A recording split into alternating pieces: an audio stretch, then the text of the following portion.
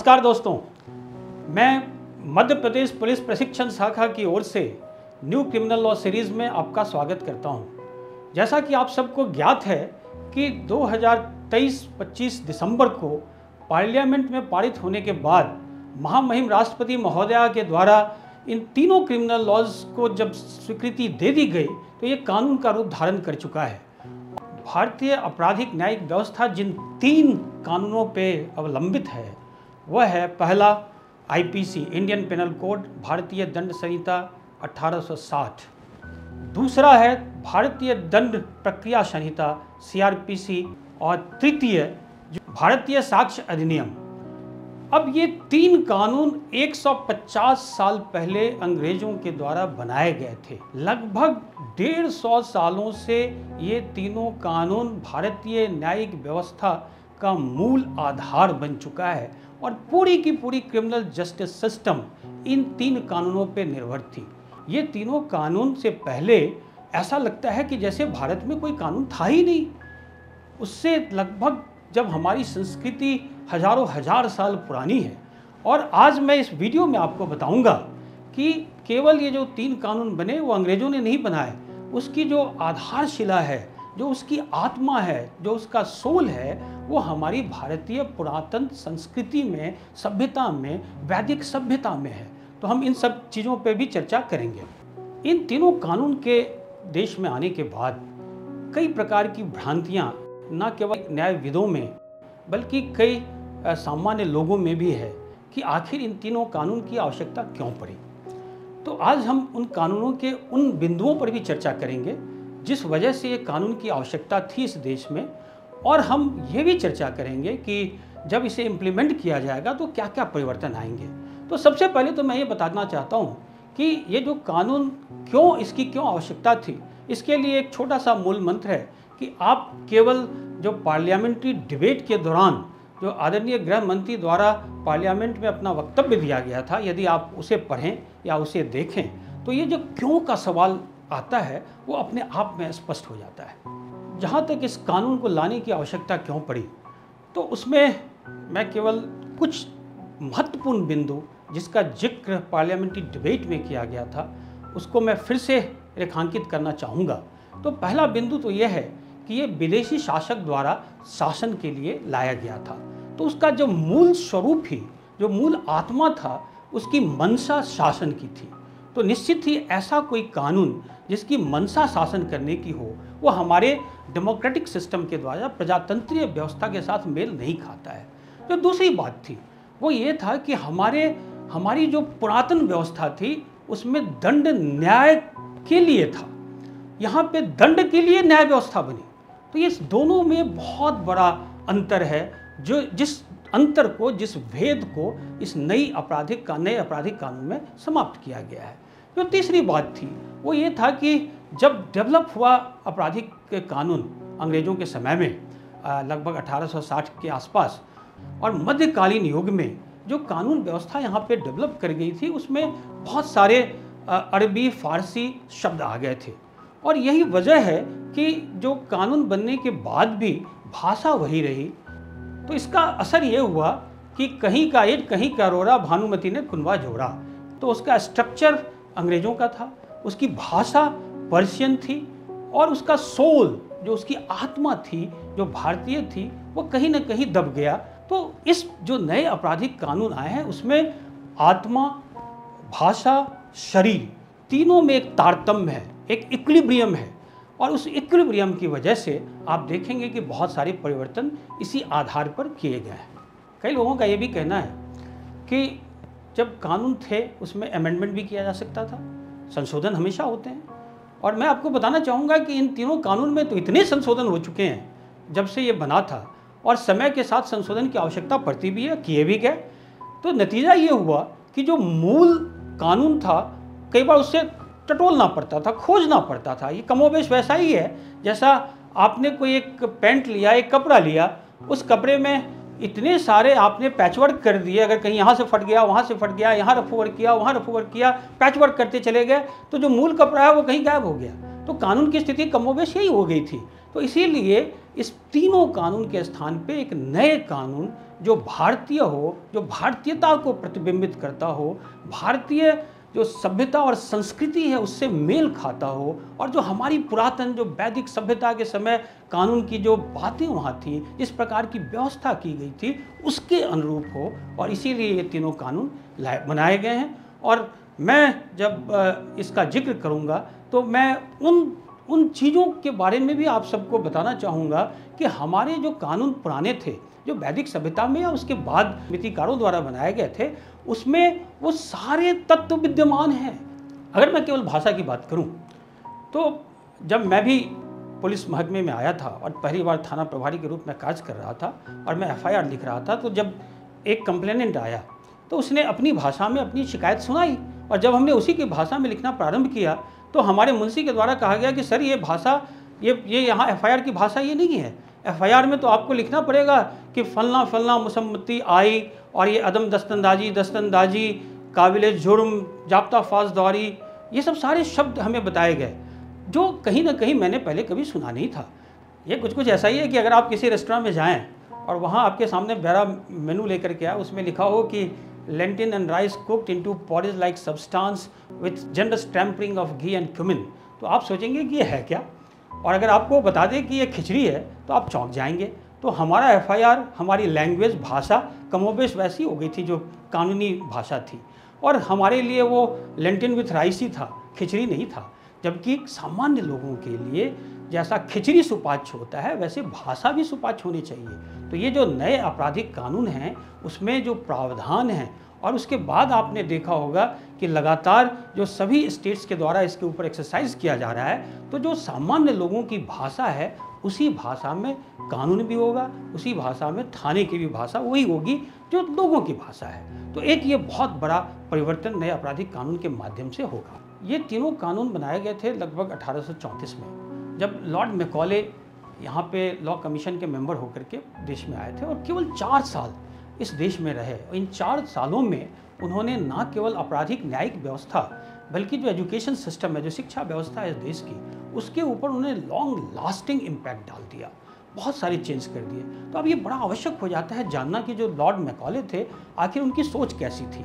वो जब हिंदुस्तान आए 1834 में, तो उस समय उन्होंने एक वक्तव्य दिया था, और उससे उनकी समझ, उनकी सोच, जो भारतीय सभ्यता और संस्कृति थी, जो वैदिक कालीन हमारा साहित्य था, उसकी कितनी पकड़ उनको थी ये समझ में आता है। लॉर्ड मैकॉले ने कहा कि इस देश के समस्त साहित्य को अगर समेट दिया जाए तो वो वेस्टर्न लाइब्रेरी के एक शेल्फ में आ जाएगा। जबकि आप सब जानते हैं कि जो हमारे जो वैदिक लिटरेचर है, जो हमारी पुरानी लिटरेचर है, कितना ज़्यादा वो समृद्ध था, लेकिन संभवतः उनको इस बात की जानकारी नहीं थी। उन्होंने सोचा कि हमारे जो वेस्टर्न में कानून है उसी को यहाँ इम्पोज कर दिया जाए, और उनकी मंशा भी बहुत स्पष्ट थी कि चूंकि ये शासन करने के लिए कानून बनाए गए हैं तो दंड की प्रधानता इसमें रखी गई। तो ये तीनों कानून जो बनाए गए उसमें कहीं ना कहीं छाप लॉर्ड मैकॉले की थी, और लॉर्ड मैकॉले की इस सोच की वजह से पूरे हम सब को, भारतीयों को कई बार भुगतना भी पड़ा है, क्योंकि बहुत सारे ऐसे शब्द डाल दिए गए, बहुत सारे ऐसे कानून की बातें डाल दी गई जो इस प्रजातंत्रीय व्यवस्था के साथ मेल नहीं खाती। मैं आपको अब उस ओर ले चलूँगा जहां आपको बताऊंगा कि न्यायिक व्यवस्था जो हमारी थी पुरातन सभ्यता और संस्कृति के समय, वो कितनी समृद्ध थी। कई बार हमारे जो मॉडर्न लीगल जुरिस्ट होते हैं या हमारे विद्यार्थी होते हैं कानून के, उन सब के मन में भी हीनता की भावना आ जाती है कि ये सारे जो टर्मिनोलॉजी है, जो सारे कानून हैं, वो कहीं ना कहीं वेस्ट इंस्पायर्ड हैं, वहाँ से लिए गए हैं। तो दोस्तों मैं बताना चाहूँगा कि हमारे प्राचीन सभ्यता में भी वैदिक काल से में ही न्याय के संबंध में बड़ी स्पष्ट व्याख्या कर दी गई थी। जो हमारे वरुण देवता थे उनको न्याय का अधिष्ठाता माना गया है, और राजा उनका प्रतिनिधि माना जाता था। लेकिन इसका मतलब ये नहीं कि राजा कुछ भी कर सकता था। जैसे नेपाल में कहते थे कि मुख्य कानून छो, कि जो कह दे वही कानून हो जाएगा, ऐसी कोई बात नहीं थी। वो कहीं ना कहीं धर्म से बंधा हुआ था, और धर्म जो था उसका पालन करना किसी भी राजा के लिए सबसे महत्वपूर्ण बात थी। जिस कानून व्यवस्था में धर्म मूल तत्व हो, धार्यते इति धर्मः, जो धारण किया जाए वही धर्म है। तो धर्म एक तत्व है जो काफ़ी गहन है, और धर्म की विवेचना अलग अलग स्मृतिकारों ने अलग अलग ढंग से की है।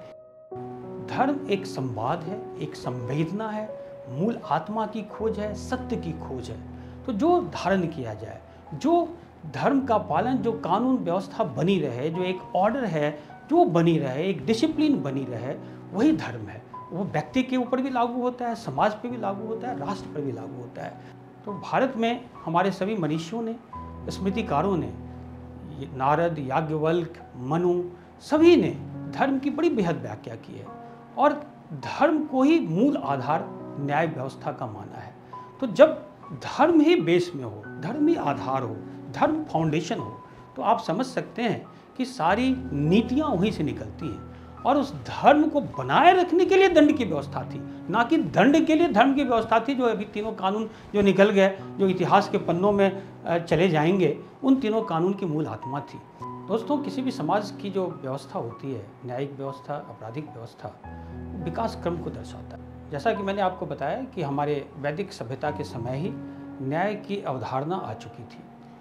लेकिन क्या आपको ये मालूम है कि हम जितने न्यायिक टर्मिनोलॉजी का प्रयोग करते हैं, खास करके लैटिन, ग्रीक का, और कई बार हम लोग बड़े गर्व महसूस करते हैं जब उन टर्मिनोलॉजी को इस्तेमाल करते हैं, वो सारे टर्मिनोलॉजी दूसरे सेंस में हमारे वैदिक साहित्य में, हमारे स्मृतिकारों के साहित्य में पहले से विद्यमान है। जितने भी कानून के जो मूल जो प्रिंसिपल्स हैं, जो नियम हैं, वो सारे प्रिंसिपल्स हमारे अपने साहित्य में मौजूद था। जैसे क्रॉस एग्जामिनेशन हमारे न्यायिक व्यवस्था का, क्रिमिनल जस्टिस सिस्टम का एक प्रमुख अंग है। एक ऐसी व्यवस्था है जिसमें किसी प्रतिवादी को प्रश्न पूछने का अधिकार होता है, डिफेंस को प्रश्न पूछने का अधिकार होता है। तो क्या आप जानते हैं कि बहुत पहले कात्यायन ने यही बात रखी थी कि जब भी कोई वादी प्रश्न लेकर आएगा तो प्रतिवादी से इस संबंध में पूछा जाएगा और प्रतिवादी को यह हक होगा कि वो वादी से क्वेश्चन कर सके। तो क्रॉस एग्जामिनेशन की जो भावना थी वो ऑलरेडी उसमें मौजूद थी। कात्यायन, नारद और शुक्र ने अपने स्मृतियों में लिखा है कि यदि प्रतिवादी को बुलाया जाए और वो उपस्थित न हो या वो आए और मिथ्या उत्तर दे तो वो दोषी माना जाए। उस समय जो स्टेटमेंट होते थे वो भी 4 प्रकार के माने गए हैं। एक सत्य जो सही हो, एक मिथ्या जो गलत हो, एक प्रत्यस्व स्कंदन जिसमें दोष स्वीकार किया जाए लेकिन उसका कारण दिया जाए, और एक प्रांग न्याय जिसमें ऑलरेडी जिसका डिसीजन पूर्व में हो चुका हो। तो ये चारों उत्तर के तरीके थे और जिसके ऊपर न्यायालय को देखना होता था। हमारे स्मृतिकारों ने वो सारे न्याय सिद्धांतों को अपने स्मृति में लिखा हुआ है जो आजकल हम लोग बड़े इंपॉर्टेंट मानते हैं। जैसे अगर आप छोटा सा एग्जाम्पल ले लें तो लोकस स्टैंडाई, कि सुने जाने का अधिकार उसी को है जो उससे संबद्ध है। क्या आप जानते हैं कि इस बारे में हम लैटिन लेक्सिकोलॉजी की तो बात करते हैं, लेकिन हमारे यहाँ ये शब्द पहले से मौजूद है, असंबद्ध कृतश्चैव व्यवहारो न सिद्ध्यति। एक दूसरा लैटिन प्रोवर्ब है, कैविएट एम्प्टर, क्रेता सावधान। यदि आप किसी चोरी की वस्तु को खरीद रहे हैं तो उसके लिए आप भी दोषी हैं, ये हमारा कानून बताता है। लेकिन क्या आप जानते हैं कि हमारे स्मृतियों में भी ये मौजूद है, जिसे याज्ञवल्क्य ने प्रतिपादित किया है। श्लोक है कि हीनाद्रहो हीन मूल्यम बेलाहीनम चौ तस्कर। हीन व्यक्ति से एकांत में कम मूल्य पे कोई वस्तु खरीदी जाए तो जो क्रेता है वो भी दोषी है उसके लिए। तो ये जो कैवियर एम्प्टर की तो बात हम करते हैं, हम याज्ञवल्क्य की बात नहीं करते हैं। एक और बड़ा महत्वपूर्ण लैटिन लीगल टर्मिनोलॉजी है, रेस जुडिकेटा। यदि पूर्व में निर्णित हो चुका है तो उसके ऊपर दोबारा न्यायालय विचार नहीं करेगा। बड़ा महत्वपूर्ण है और हमारे पूरी न्यायिक व्यवस्था का एक मुख्य प्रिंसिपल है, एक महत्वपूर्ण नियम है।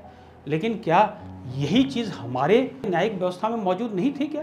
तो हमारे न्यायिक सिद्धांतों में इसे प्रांग न्याय कहा गया है। आचारेण व सन्नोपि पुनर्लेख्यते यदि सोभिधेयो जितः पूर्व प्रांग न्यास्तु उच्यते। यदि कोई पूर्व में पराजित हो चुका है तो उसे पुनः उसी बात को पुनः न्यायालय में लाने की इजाज़त नहीं होगी। तो दोस्तों, मैंने केवल इतिहास की बातें की, ये कानून लाने की क्यों आवश्यकता थी, हमारी विरासत कितनी समृद्ध थी, इन सब की हमने चर्चा की। अब समय आ गया है कि उन तीनों कानून को हम यहाँ से विदाई दें और नए तीनों कानून का स्वागत करें। तो जैसा कि आप सबको पता है, हमारी जो भारतीय दंड विधान था, आईपीसी था, उसका स्थान भारतीय न्याय संहिता ने लिया है। जो सीआरपीसी था उसका स्थान भारतीय नागरिक सुरक्षा संहिता ने लिया है, और जो एविडेंस एक्ट था उसका स्थान हमारे साक्ष्य अधिनियम, भारत साक्ष्य अधिनियम ने लिया। जैसा कि मैंने आपको बताया था कि लॉर्ड मैकॉले देश में 1834 से 1838 तक रहे और इन 4 सालों में उन्होंने कानून की पूरी परिभाषा बदल दी। जब लॉर्ड मैकॉले 1834 में चेन्नई से, जो मद्रास था उस समय, वहाँ से ऊटी जा रहे थे, लॉर्ड विलियम बेंटिक का उस समय शपथ ग्रहण होना था, तो वो पालकी में गया और उनके साथ 4 पालकी ढोने वाले भी थे। जा करके वहाँ उन्होंने शपथ ग्रहण समारोह के बाद लगभग 3 महीने वो ऊटी में रहे। तो उनका जो एक पालकी ढोने वाला था, उसके वहाँ के स्थानीय किसी महिला से संबंध हो गए और उसने उस महिला को शादी का झांसा दे दिया या शादी की बात कर ली। 3 महीने बाद जब लॉर्ड मैकॉले उसी पालकी में वापस चेन्नई जा रहे थे, मद्रास जा रहे थे, तो उसको उसी शहर में एक कोर्ट के सामने सबने घेर लिया, स्थानीय लोगों की भीड़ ने घेर लिया। अब उस घेरने के बाद कानून व्यवस्था की स्थिति लगभग उत्पन्न हो गई। तो फिर इन्होंने लोकल कमांडर्स को बुलाया और इन्होंने उसके लीडर से चर्चा की। तो बाद में एक जो वहीं के ब्रिटिश इतिहासकार ने लिखा है कि जब उसने जो लोकल वहाँ का लीडर था उससे चर्चा की, तो उसने कहा कि लॉर्ड मैकॉले साहब तो बहुत अच्छे आदमी हैं। तो उसने पूछा क्यों? उसके साथ तो ऐसा हो गया था क्योंकि उसके जो पालकी ढोने वाले थे उसने तो आपके साथ गलत किया था। तो उसने कहा नहीं, सारी चीज़ें हमारी ठीक हो गई हैं। लॉर्ड मैकॉले साहब तो इतने ज़्यादा अच्छे हैं कि उन्होंने हमें 100 रुपये दिए। अब 100 रुपये का मतलब उस समय ऊटी में लगभग 100 एकड़ ज़मीन खरीदना हो जाता है। तो ये इंटरेस्टिंग इसलिए है कि जब वो आईपीसी उस समय इंडियन पेनल कोड बना रहे थे, तो 171E जो धारा है उसके तहत किसी भी प्रकार की ब्राइबरी जो है वो अपराध है। तो लॉर्ड मैकॉले ऑलरेडी आईपीसी लिख रहे थे, तो उनको पता था कि जो उन्होंने 100 रुपये दिए वो ब्राइबरी की श्रेणी में आ जाएगा। यद्यपि उस समय तक वो कानून लागू नहीं हुआ था, 1860 में लागू हुआ। लेकिन ये इंटरेस्टिंग है कि उन्होंने बचत के लिए, अपने बचाव के लिए उन्होंने 100 रुपये वहाँ पे दिए। तो ये दर्शाता है कि कई बार कुछ चीज़ें ऐसी हो जाती हैं और जो इतिहास के पन्नों में दर्ज हो जाता है और जिसका प्रभाव पड़ता है, काफ़ी लंबे समय तक पड़ता है। तो लॉर्ड मैकॉले की जो पालकी थी, जो उन्होंने 1834 में जो उन्होंने वहाँ से ऊटी से और चेन्नई तक का सफ़र कर रहा था, तो कई बार तो मैं ये सोचता हूँ कि उस पालकी को हम लोग 1860 से लेके अभी तक ढो रहे थे और ये 25 दिसंबर 2023 को वो पालकी हमने उतार दी। तो हम उस पालकी से अब मुक्त हो चुके हैं और अब समय आ गया है कि वो 3 कानून, आपराधिक कानून, जो हमारी अपनी सोल को, हमारे अपने मूल जो हमारी आत्मा है उसको निरूपित करता है और उसके आधार पे बना हुआ है, उसको इम्प्लीमेंट करें। और इसके लिए जितनी तैयारी हम सबको करनी चाहिए, हमारे सभी पुलिस अधिकारी, सभी पुलिस कर्मचारी, सभी जो परिवर्तन आए उससे पूर्ण रूप से परिचित हो जाए, प्रशिक्षित हो जाए, शिक्षित हो जाए, ताकि हम जन सामान्य की सेवा सही अर्थों में कर सकें। आप सबका बहुत बहुत धन्यवाद। नमस्कार।